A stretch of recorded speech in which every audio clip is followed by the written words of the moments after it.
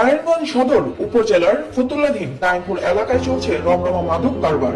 ফতুল্লা থানা যুবলীগের সাধারণ সম্পাদক ফাইজুল ইসলামের বাড়ির 100 গজ অদূরে 1 ডজন সেলসম্যান দিয়ে দিনরাত 24 ঘন্টা ইয়াবা বেচা বিক্রি করে বেড়াচ্ছেন মাদক সম্রাট সেলিম ওরফে ডাব্বা সেলিম।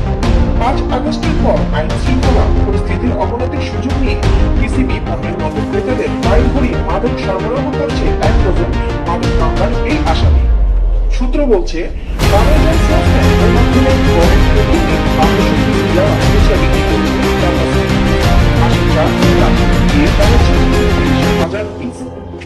টাকা পিসে যার খুচরা বাজার মূল্য গিয়ে দাঁড়ায় প্রায় 2 কোটি টাকা।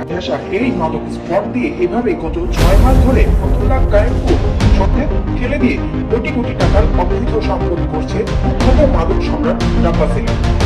যুব সমাজকে বাঁচাতে অতি বিলম্বে ফতুল্লা থানা পুলিশের প্রতি ডাব্বা সেলিমের গ্রেফতার দাবি করেছে কায়েমপুরের সচেতন নাগরিক সমাজ।